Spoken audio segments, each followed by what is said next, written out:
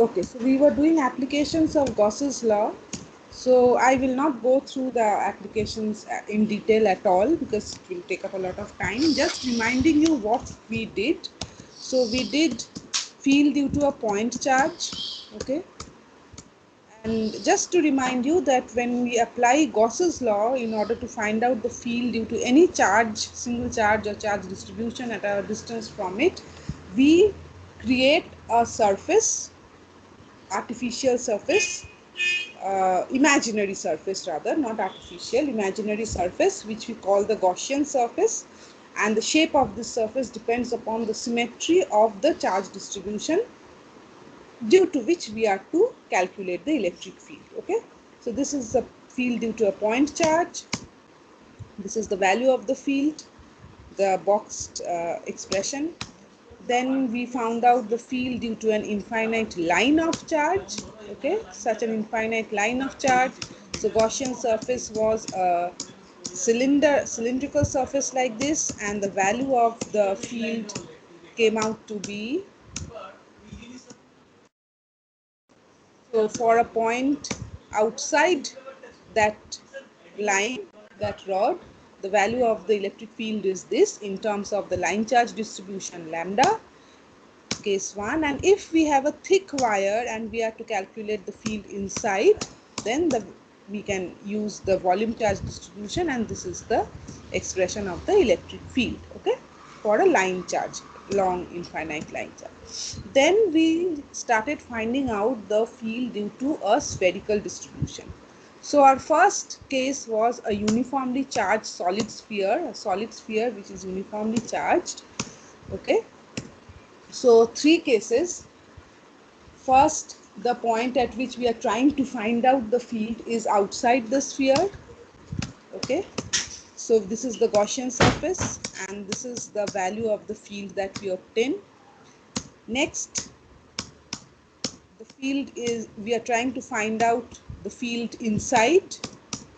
Okay, this is the Gaussian surface, and now we have to calculate the field only contribution coming from the charge which is inside this Gaussian surface, and this is the expression that we obtained. And then at the surface, at the surface of the sphere, we put r equal to capital R, the radius of the sphere, and we see both if we are coming from the origin towards the surface or we are coming from a point outside towards the surface, we get the same value of the electric field. This is the value r rho by 3 epsilon naught. And I told you that this graph is very important. If you're inside, you're moving from the origin towards the surface, then the field increases linearly with r. Just at the surface, it has its maximum value r rho by 3 epsilon naught. And as you start moving away from the surface, outside the sphere, the field will decrease as inverse square of r. Okay, so this graph is a very important plot. It might come in your exam and you have to do it like this. Okay, next we found out the field due to a uniformly charged spherical shell.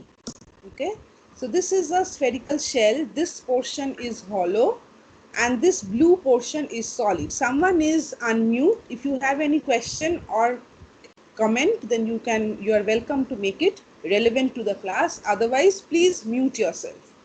I am in the presentation mode. I cannot see who is unmute. So if you don't want to say anything, then please mute yourself.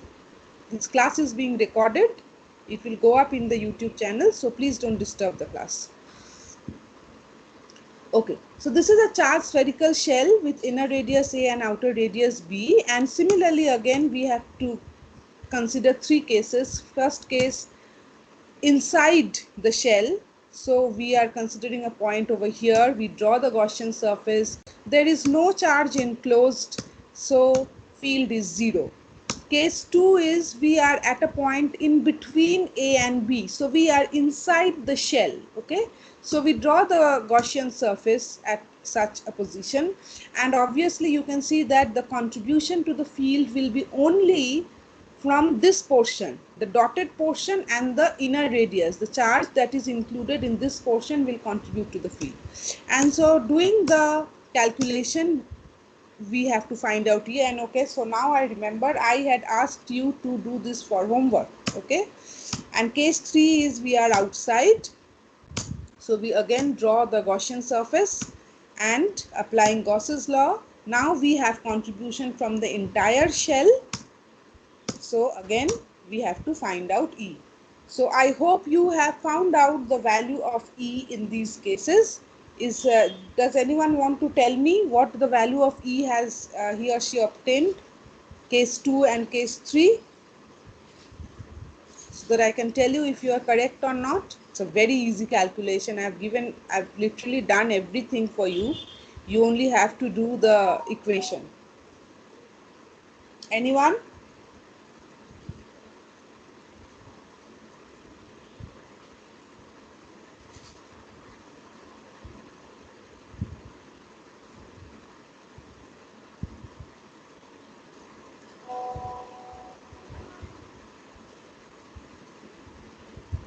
No, no one has done it.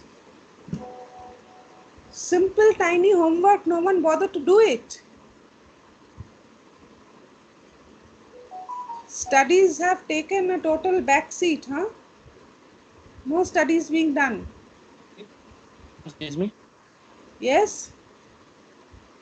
Ma'am, case answer will be r minus a cube by r square into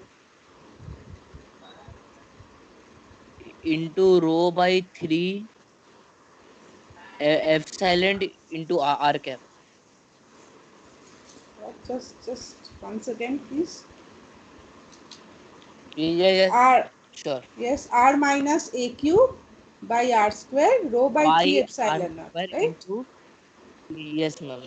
Okay, very Ma'am, good. case Yes, 3 will be, b cube minus a cube by r square yes, into rho by 3 epsilon. right. And R cap. Okay, good. Yes, Thank ma'am. you. Thank you. At least someone has done it. Thank you so much. Okay. Yes, so those are the values, and those who have not done it, please do them yourself. This is one tiny homework. I will not give you the result. You can, it's very easy. Actually, I've given you the result. You just have to put the values in the relevant equation. Okay, and finally, we found out the field due to a uniformly charged thin spherical shell. So this one was a thick spherical shell, certain finite depth of the shell. It's like, you know, if you can think of it as a tire, not exactly a tire, because a tire would be hollow. A donut. All of you have probably eaten a donut. So a donut means inside the shell it's empty, and the shell, this portion is empty, and this portion is the what do we call it? The baked, the flour portion. Okay, so this is basically like a donut. Whereas when I'm talking about a thin spherical shell, I'm basically talking about a football. Only the shell is there, inside it's totally hollow. So you don't have to consider the thickness of the shell, it's so thin. Okay. So in this case, again, we have to consider surface charge distribution, because there is no volume charge, the inside is hollow, therefore we have to consider only the surface charge distribution. So again, case 1 is inside the spherical shell. We draw the Gaussian surface. This also we discussed in the last class. And applying Gauss's law to this surface, we have inside, at such a position, there is no charge. It's hollow, so there is no enclosed charge, and therefore field will be 0. And case 2 is outside the shell. So at a position like this, we draw the Gaussian, so it will be considered taking the entire charge of this on the spherical shell. So you have to calculate the charge using the surface charge distribution. So this is the charge enclosed, and putting in Gauss's law, we get this to be the value. Okay, so at any point outside the thin spherical shell, the electric field has this value, capital R square by small r square epsilon naught sigma into r cap, where sigma is the surface charge distribution.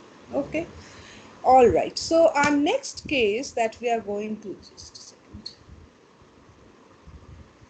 Okay, the next case that we are going to study, discuss is the field due to a uniformly charged infinite plane. Okay, so we did point charge, we did an infinite line of charge, we did a solid sphere, we did a thick spherical shell, we did a hollow sphere or a thin spherical shell. So we did basically spherical symmetry and cylindrical symmetry. Now we have to find out the field due to a uniformly charged infinite plane. Okay, let us suppose that P is an infinite plane. Okay, this is P, this rectangular surface over here is the infinite plane, and since it's a plane surface, it's a two-dimensional surface, so we consider the surface charge density to be sigma. So some static charge is distributed, is mirrored over this entire plane, and its value, the value of the charge per unit area is sigma. All right, so this is our charge distribution for which we have to find the electric field at any point in front of it or behind it. Okay, and remember, infinite plane means the plane is very large compared to the distance at which you are trying to calculate the field. Okay, so suppose you are standing in front of a very huge wall. Okay, say the wall is suppose 100 square feet and you are standing say about 1 feet at distance from it. In that case, that wall will act like an infinite plane to you. Okay, so have you understood? The length and breadth of the plane that we are considering is extremely large compared to the distance from the plane at which you are trying to calculate the field. All right. Now, we choose the coordinate axis in such a manner that the z-axis is perpendicular to the plane. Okay, so this is how we choose the coordinate axis. The z-axis being perpendicular to the field. So the plane, the infinite plane lies in the xy plane and the z-axis is perpendicular. Now, by symmetry, you can understand that the field lines will be along the z direction. So, if the charges are resting on this plane, so the field lines will be perpendicular to this, correct? There is no other way in which the field lines can be oriented. Field lines cannot be tangential to a surface, remember. So, the only other direction in which the field lines may be is perpendicular. Okay, so we discussed this before when we were doing, say, cylindrical surface, etc. So basically the field lines are oriented in this manner. Okay, so either in front or behind. So we have field lines either coming out from the field in the positive z direction or going out from the plane in the negative z direction. So the direction of the electric field is like this, either in front of the plane in the positive z direction or behind the plane in the negative z direction. Okay, so we can write that the electric field is a function of z and directed along z. Okay, Ez, z cap. Clear? Now we consider an imaginary right circular cylinder of cross-sectional area A perpendicular to the plane P. Okay, we imagine a cylinder which has a cross-sectional area A and which is perpendicular to the plane. Okay, so as if there is a glass wall, or maybe not glass, say a wooden wall, and you have shot a bullet and the bullet has gone and stuck into the wall in the perpendicular direction. Okay, so this is how you have to imagine the imaginary light circular cylinder. Okay, so in front and behind, this is the cylinder in front, and this is the dashed cylinder is the cylinder on the other side in the negative z direction. So it's like perforated the plane in perpendicular direction. Now, since the electric field lines are along the z-axis, therefore obviously no field lines pass through the curved surface of this imaginary cylinder. See, all the cylinders, all the field lines pass only through the top surface of the cylinder or the bottom surface of the cylinder. No field lines will pass through the curved surface. So the only contribution to the flux through the Gaussian pillbox is coming through the flat ends. Okay, the only contribution to the flux of this electric field that passes through this imaginary Gaussian surface is due to the field lines that pass through the top surface or the bottom surface. Okay. Now, by symmetry of the problem, we can write therefore E into A, which is the flux through this surface, plus E into A, which is the flux through this surface. Okay, there are two surfaces through which the field lines are passing. One is the front surface and one is the back surface, the flat surfaces. So area of the surface is A, so the flux through the front surface is EA, and the flux through the back surface is again EA, and according to Gauss's law, this total flux should be equal to Q by epsilon naught. Now what is Q? Q is the charge enclosed by this Gaussian surface. Since sigma is the charge per unit area, therefore the total charge enclosed by this Gaussian surface, okay, will be sigma into A. Okay, so Q, in place of Q we write sigma A, and of course in the denominator we have epsilon naught. So Gauss's law applied to this plane when we have drawn the Gaussian pillbox in this manner reads like this: twice E into A is equal to sigma A by epsilon naught, so that E is equal to sigma by twice epsilon naught. So see, in the final expression of the field, neither is the area of the imaginary cylinder coming, nor is the distance at which you are trying to calculate for the field due to P featuring. Okay, so the field depends only on the value of sigma, the charge per unit area, and epsilon naught is a constant. Okay, so along the positive z-axis, anywhere along the positive z-axis, if you want to find the value of the electric field, it is given by Ez plus z equal to sigma by 2 epsilon naught z cap, whereas along the negative z-axis, that is in this direction, E minus z is minus sigma by 2 epsilon naught z cap. This minus sign solely coming because this is opposite to z. If this is z cap, if this direction is z cap, then this direction is minus z cap.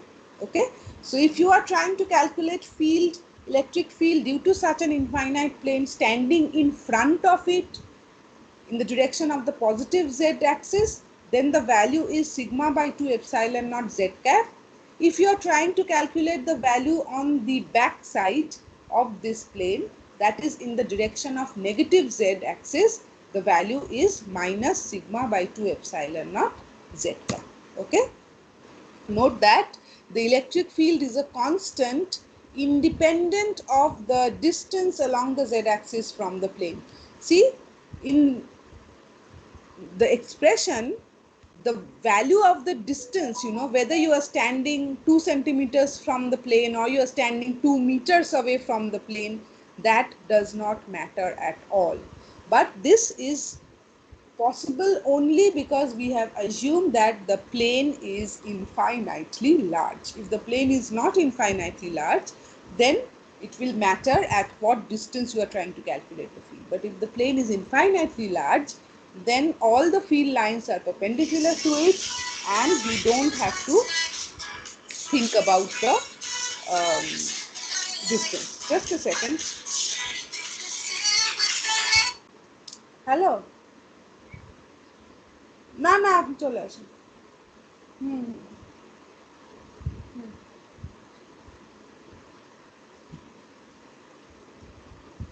Hello, can you hear me? Am I audible now? Yes, ma'am. Okay. Okay, so this is a little tricky. This calculation is not as straightforward as the previous calculations. That there is basically no calculation over here per se. You don't have to calculate, you don't have to integrate, etc. But the building up of the problem, how you will draw the Gaussian surface, how that will account for the application of Gauss's law, that is a little bit tricky, and that trick you have to remember. Okay, a little different from the previous problems that we did, but at the end the result is very convenient and easy. Okay,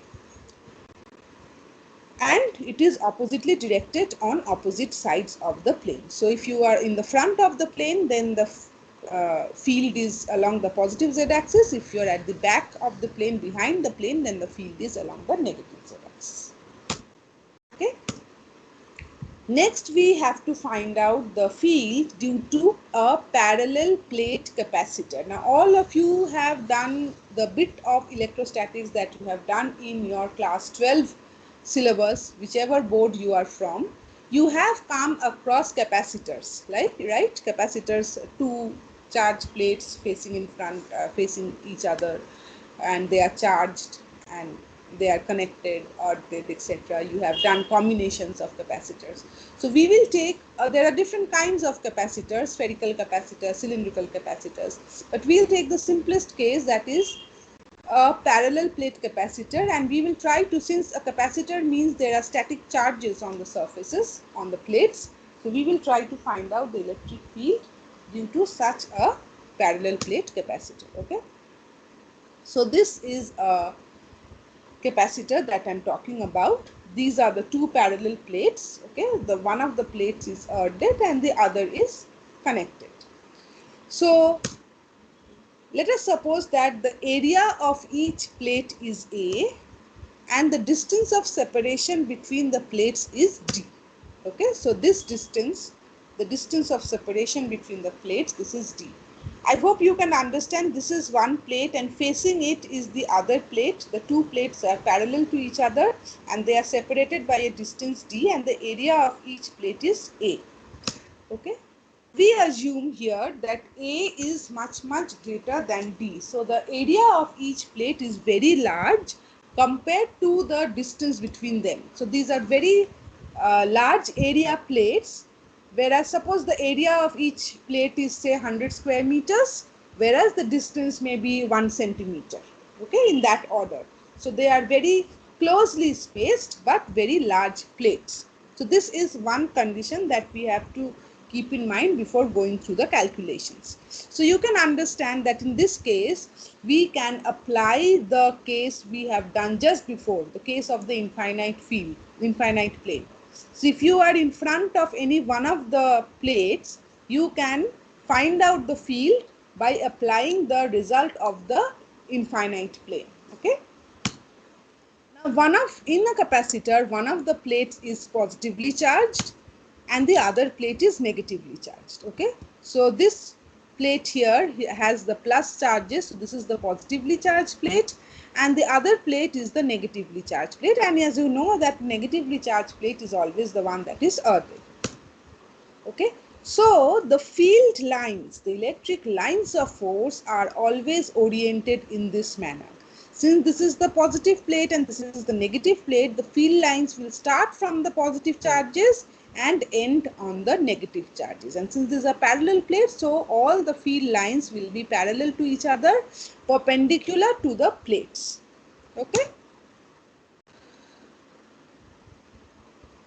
So, the magnitude of the charge density of the positive charges on the inner surface of the left plate. Okay, so we are not bothered about the outer surfaces. We are bothered only about the inner surfaces, that is the surface facing each other.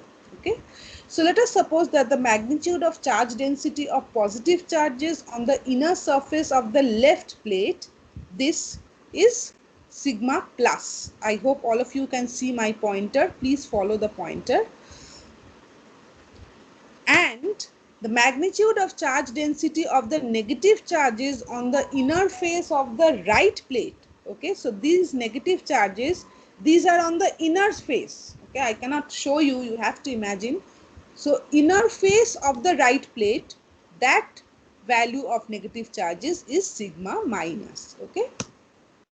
Now, obviously, in a capacitor, the magnitude of the charges on the two plates remains the same. Sign is opposite, but magnitude is same. So, modulus of sigma plus is equal to modulus of sigma minus, which is equal to, say, sigma. And the value of sigma plus is plus sigma, and the value of sigma minus is minus sigma. Okay. So, sigma is the surface charge density. Sigma plus is the surface charge density of the positive plate. Sigma minus is the surface charge density of the negative plate. The magnitude is the same, that is sigma, and the value of sigma plus is plus sigma, and the value of sigma minus is minus sigma. Okay.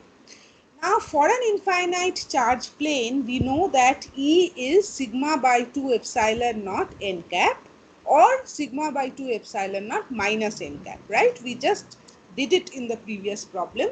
There we had n cap along the z direction, so we had written z cap.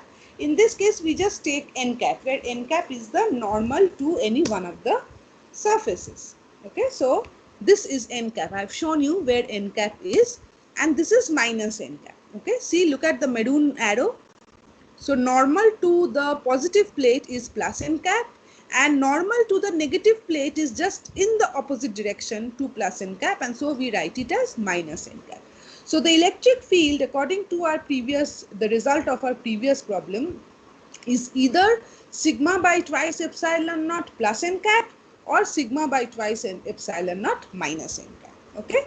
We can use this result, again I am repeating, because we have taken A much greater than D. So we are considering the plates of the parallel plate capacitor to be infinitely charged planes, charged infinite planes. So in this case, the total field at any point between the two plates, if you are standing at any point between the two plates, then the resultant field will be the field due to the two plates together, and that will be E plus E minus given by sigma by 2 epsilon naught n cap plus minus sigma by 2 epsilon naught minus n cap. Remember, E plus is the field due through the positive plate, where sigma is this plus sigma, whereas E minus is the field due to the negative plate, where we have sigma minus as minus sigma. Okay, so the total field is sigma by twice epsilon naught n cap plus minus sigma by twice epsilon naught, but here n cap is minus, so minus n cap. So the total electric field is sigma by epsilon naught n cap. Okay, so we are not directly applying Gauss's law here. We have applied Gauss's law to find the field due to a charged infinite plane, and we are using that result to find out the electric field at any point between two plates of a parallel plate capacitor, and the value comes out to be sigma by epsilon naught n cap. Okay, so again you can see that the value of D does not feature in the expression of the field. So wherever you are between the two plates, at any distance from any one of the plates, the value of the field will be the same. Okay, again this is possible because we have assumed that A is much greater than D. Okay, so with that we come to the end of the applications of Gauss's law. All right, all the applications that are mentioned in your syllabus have been done one by one. Point charge, line charge, spherical distribution. Under spherical distribution we did solid sphere, 3 cases, inside, outside, surface. Then we did a hollow spherical shell, thick spherical shell. Once again 3 cases, inside, outside, in between, and finally the thin spherical shell or a thin surface hollow sphere, where we did the 2 cases, inside and outside, using surface charge distribution. So 3 cases of spherical charge distribution. And after that today we have done the infinite charged plane, applied Gauss's law and found out the value of the electric field either in front of the plane or behind the plane, and using that result finally we have found the field due to a parallel plate capacitor anywhere between the 2 plates. Okay, so that concludes our discussion on applications of Gauss's law. So Gauss's law gives us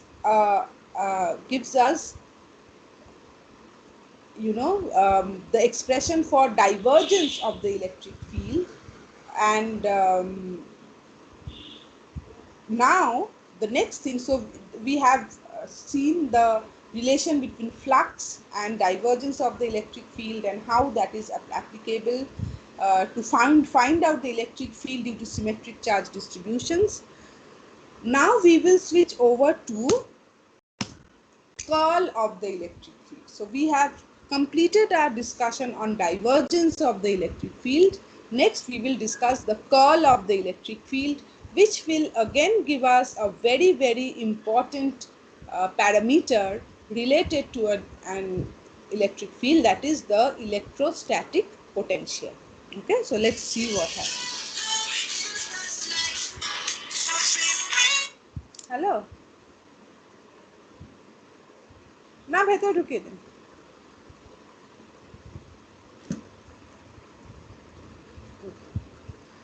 So we will continue our discussion of the electric. I hope I am audible.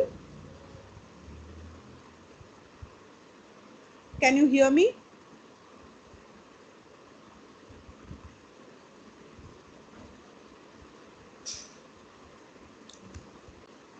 Can you hear me, guys? Yes, ma'am. Okay. Now can you hear me?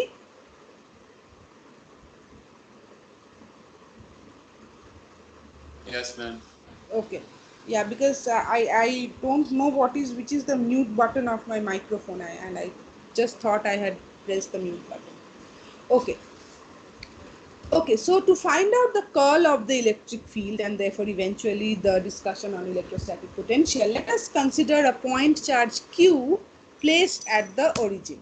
Okay, now we know that the electric field due to this charge at a distance r from it is given by this expression, E equal to 1 by 4 pi epsilon naught Q by r square into r cap, right? What we now imagine is that let us consider moving under the influence of this electric field from a point with a position vector RA to a point with a position vector RB. Okay, so let us see what I'm trying to say. So this is our coordinate system XYZ, and we have considered a charge, a point charge Q, which is placed at the origin. This is our source charge, and we know that at any distance r from this charge, the value of the electric field is this. Okay, now so there is an electric field all around this charge, and we know that it will decrease as r increases.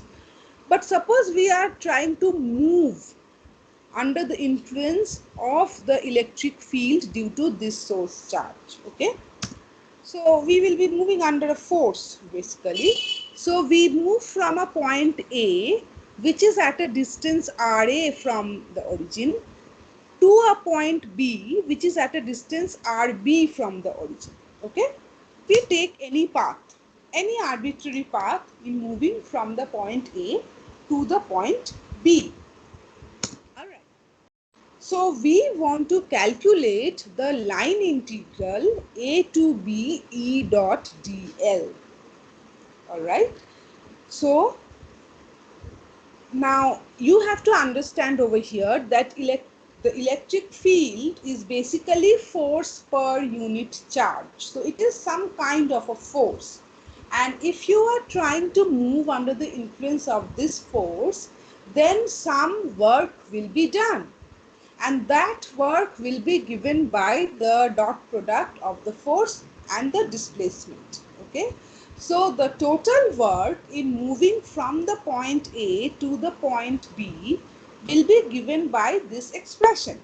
Okay, now we know that the electric field is a function of r and directed along r. Correct? This we all know, that from this expression itself it is coming, that the electric field is a function of r and also directed along r, whichever direction r may be.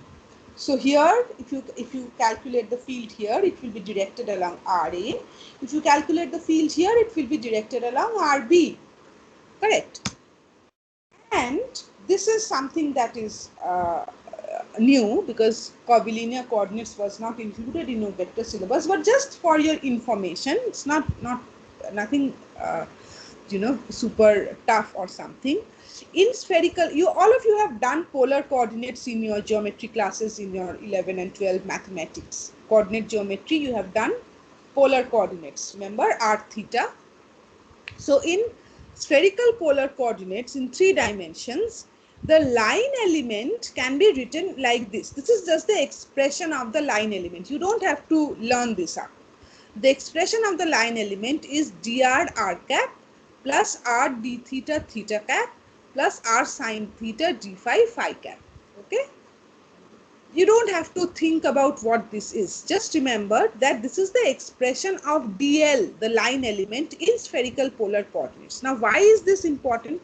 So, if you take the dot product of E with dl, see, first term is r dot r, which will be there, but the other terms r dot theta and r dot phi will vanish because these are perpendicular to each other.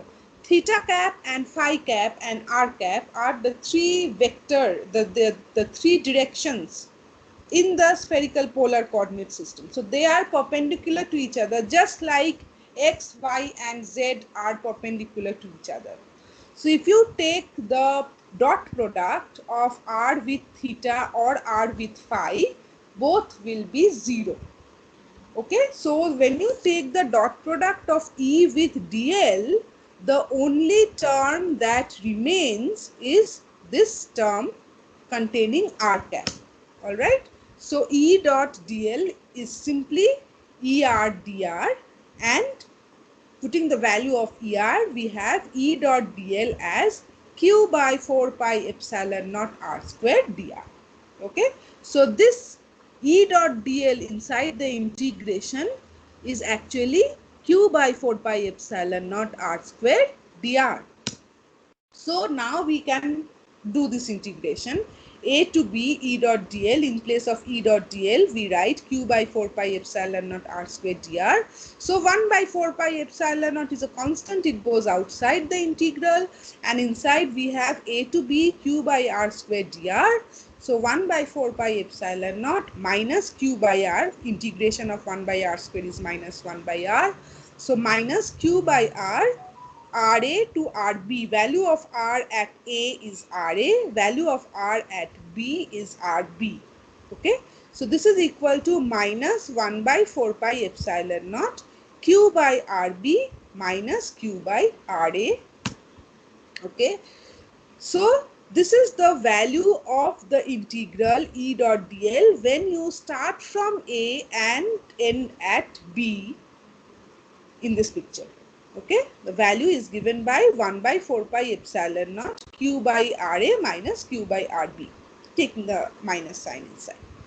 Now, if you start from A and come back to A, okay, then in this expression, basically you are coming back to your original position. So Rb and Ra become equal because the final and initial positions are the same. So E dot dl over a loop is equal to 0. This is what I am trying to say. Okay, so if you start from A and you come back to A, then the initial and final positions are the same, so that in this expression E dot dl now over a loop, that is equal to 0. Okay, so if you apply Stokes theorem, then you see from this that curl E is 0. Okay, so for your recapitulation, I've just written down Stokes theorem. What does Stokes theorem say? It says that closed line integral vector dot dl, here the vector is E. So closed line integral E dot dl is equal to surface integral of curl E dot ds. Okay, so this is equal to 0 means surface integral of curl E dot ds equal to 0, where this surface is the surface enclosed by the loop. And since this is arbitrary, both the surface and the line are arbitrary, we had taken any arbitrary direction in reaching B from A, so we can write the integrand equal to 0. Okay, you don't have to write all this, you just write after this step, applying Stokes theorem, curl E equal to 0. This thing I have written for your recapitulation. Okay, so we have a vector here. So the electric field is not just any vector, it is a special kind of vector for which the curl of the vector is always 0. Okay, now just as this is true for a single charge, for a number of charges we may apply the principle of superposition to get the resultant field as equal to the vector sum of the fields due to each of the discrete charges. Okay, so that if you take curl of each, then curl of E equal to curl E1, curl E2, curl E3, etc. And finally, we again get 0. So this expression that curl of the electric field is equal to 0 is not only true for a single charge, it is equally true for a number of charges. Okay, so curl of E equal to 0 is true for any static charge distribution. Now, when the curl of a vector is 0, if you remember, then that when the curl of a vector is 0, we had done this when we were doing vector analysis, then that vector may be represented as the gradient of a scalar. Okay, and such a force is conservative and irrotational. If you have forgotten, then please go back and check your vector analysis PPT files. And now I hope you realize why even we were doing vector analysis and I have spent considerable time on vector analysis. The reason being that those results are required very seriously over here. So if you don't know what a gradient is, if you don't know what a curl is, if you don't know what is conservative force, what is irrotational force, it means that you have not done the vector analysis classes, or you have done them but not seriously, and you have not gone through the notes and you are clueless. But when we were doing the vector analysis classes, I had told you that those results will be required very, very frequently when we will be doing actual electrostatic course. So now you see why I had told that, because electric field is a vector and it has vector characteristics and it obeys vector theorems. Okay, anyway, so If you have forgotten, then it is not possible for me to now recapitulate everything. You can go back to the vector notes, which are there both in the LMS and in the YouTube channel if required. Now, since we have seen that for our electric field, its curl is always 0, therefore, according to this theorem of vector analysis, that if the curl of a vector is 0, it may be represented as the gradient of a scalar, we can write E equal to minus grad phi, gradient of a scalar. Okay? And this parameter phi is called the electrostatic potential. Please don't confuse this with the flux. I had used the symbol phi for flux also, but that is totally different. This is different, okay? But conventionally, phi is the symbol used for both flux and potential. So it might create some confusion, but these are totally different things. Okay. So this scalar, which is called the scalar potential, here is taking the role of electrostatic potential. Okay. Now considering moving from a reference point to a point R, we get, so in the expression integration a to b, we write a as some reference point positioned at r ref to some point r. Okay, E dot dr. In place of E, therefore, I can write grad phi minus grad phi. The minus sign is totally for convenience, which will come to light later on. So this integration, we know grad phi dot dr is d phi. So if you integrate d phi from between 2 points, you get phi at r ref minus phi at r. Those who are finding this difficult to relate to, you have totally forgotten or missed your vector integration classes, and I request you to go back to those notes to see what I am talking about. Okay, these things have been thoroughly done in the vector integration classes. Okay, so integration grad phi dot dr, the expression of grad phi dot dr is just d phi, and integration of d phi means phi at initial point, phi at final point minus phi at initial point. Since we have the minus sign here, so this is just phi at final initial point minus phi at final point. Now, if you choose the reference point at infinity, suppose this reference point that we are talking about, this is chosen at infinite distance from the source charge. So there the influence of the electric field vanishes. There is no influence of the electric field at infinite distances from the source charge, and therefore the potential will become 0. So this phi r ref becomes 0 if r ref is shifted to infinite distances. So we can write phi r equal to minus integration infinity to r E dot dr. Okay. So this is the definition, the formal definition of electrostatic potential. The electrostatic potential at a point is the work done in bringing a unit test charge from infinity to that point. Okay. E is the force per unit charge, dr is the infinitesimal distance moved. So if you move a test charge from infinite distance to a distance r from the source charge, then this is the expression of the work done. And we can see from the discussion of potential before that this is nothing but the electrostatic potential.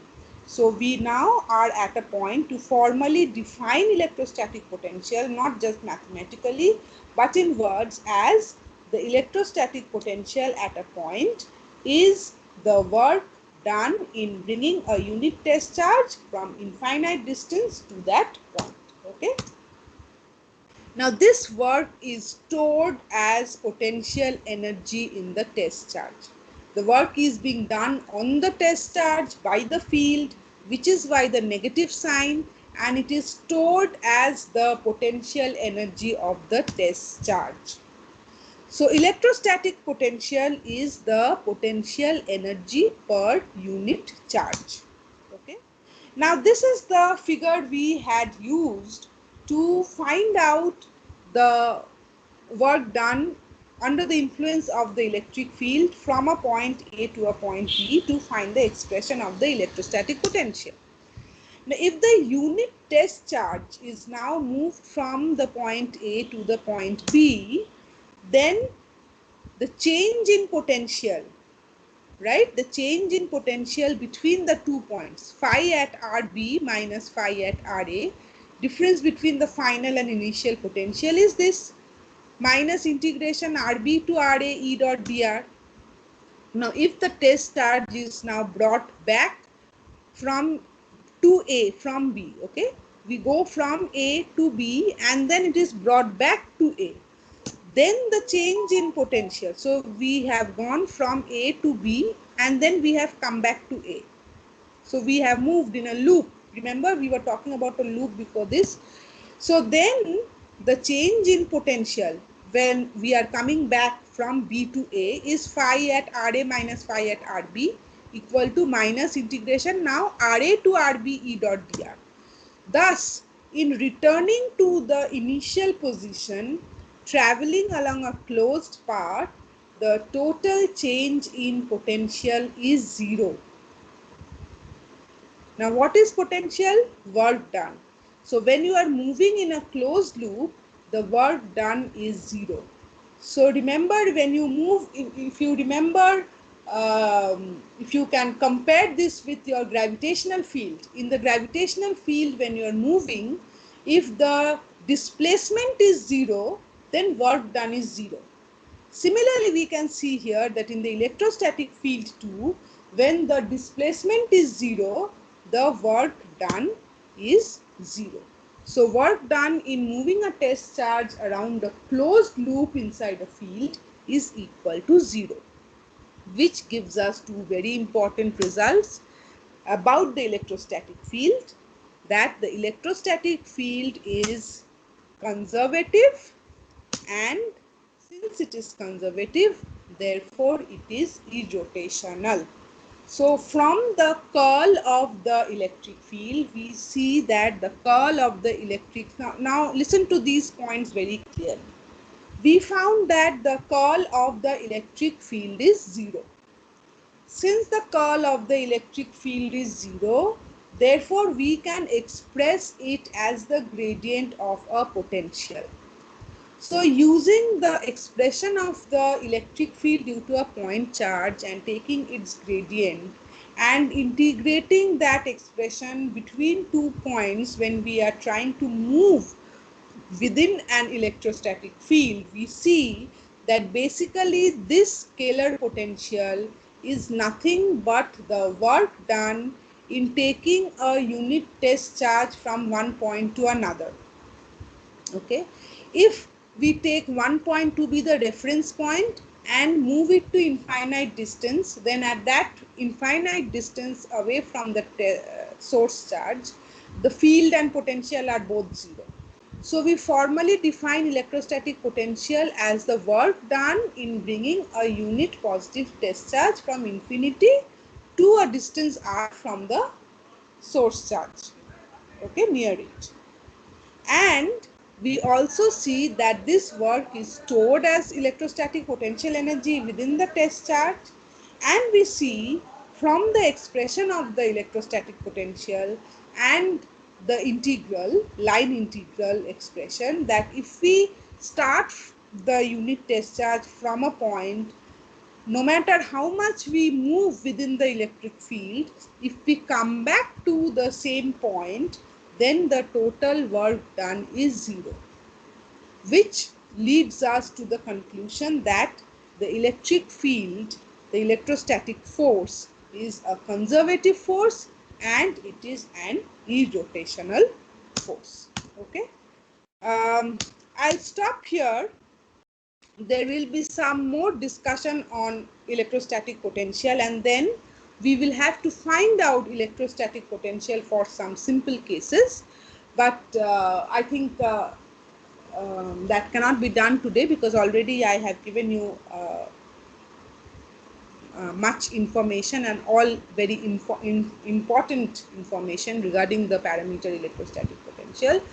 But as you can see that in discussion of electrostatic potential, the results of vector analysis, vector integration is coming very often.